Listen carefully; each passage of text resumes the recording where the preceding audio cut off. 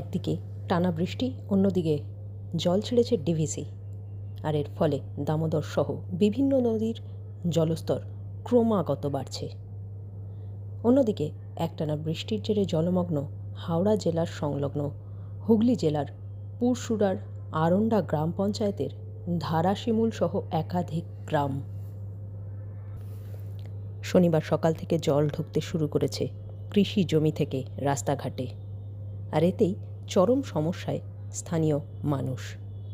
তাদের কথায় গ্রামগুলি মূলত কৃষি নির্ভর, কিন্তু বৃষ্টির জল বেরোতে না পেরে রাস্তাঘাট, চাষের জমি জলমগ্ন। তার জেরে চরম ক্ষতির মুখে স্থানীয় কয়েকশো কৃষক।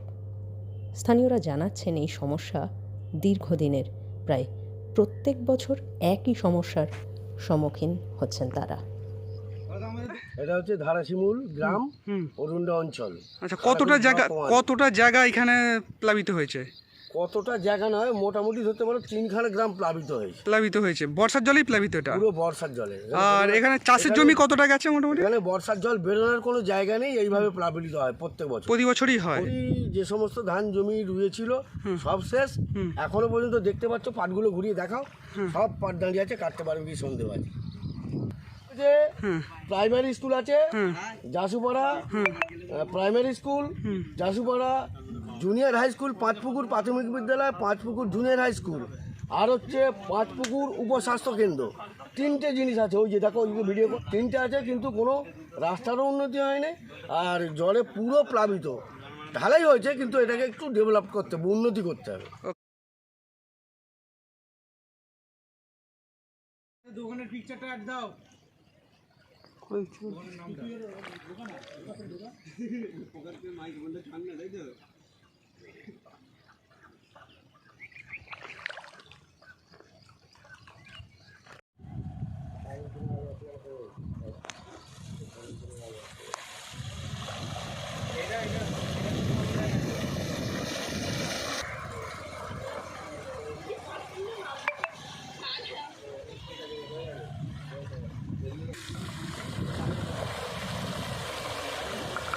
কি দেখবি কালি